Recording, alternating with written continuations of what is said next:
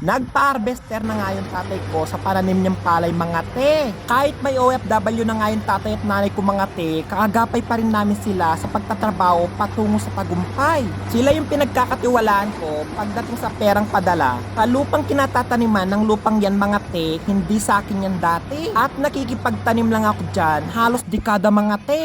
Hindi ko akalain na mabibili ko at magiging akin yan. Nag-OFW ako sa Saudi Arabia noong August 2010. Saktong Ramadan yon at naging blessing sa akin mga te. Kasagsagan ng kahirapan sa Pilipinas na iniwan ko mga te. Pakiabot nga yung ballpen at lapis, MMK na to.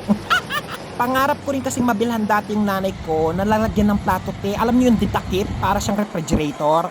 Taon ko sa isipan ko ang mga alaala kung gaano kahirap manghiram ng bigas sa Pilipinas mga te. Tapos yung ihiramin mong kapitbahay wala rin siyang bigas, di ba nakakalungkot yun?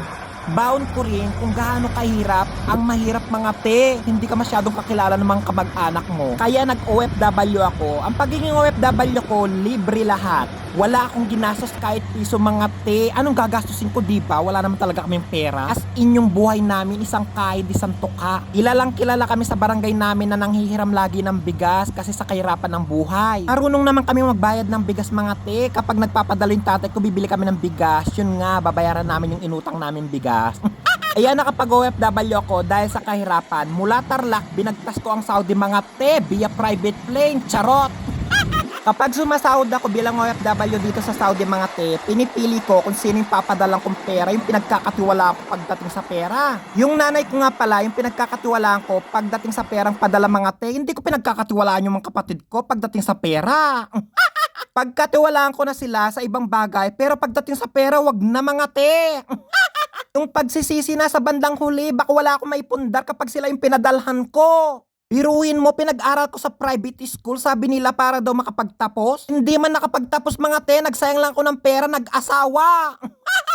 Kaya pinipili ko yung mga tao magpapaalaga sa mga pinaghirapan ko mga te para hindi masayang. Kung sabihin ko yung sarili ko sa bandang huli, nasasabihin ko dati ang dami kong pera, nasaan na ngayon? Hindi naman ako nagkamali sa pinagkatiwalaan ko pagdating sa pera mga te. Dahil napunta sa magandang bagay mga te, ayan nga, nabili ko yung lupang yan. Sa tulong ng aking kapatid na OFW din sa Riyadh, Saudi Arabia at mga katrabaho. Mga katrabaho kasi kapag bumibili ako ng lupa mga te, nangungutang ako, pinapautang nila ako. Yung mga asawa kasi nila sa Pilipinas, nag-o-opisina, nakakaluwag-luwag sila sa pamumuhay. 5,000 to 10,000 pesos lang yung pinapadala nila sa pamilya nila. Kaya pinapautang nila ako, gustong-gusto ko naman te, babayaran ko rin naman sa sahod.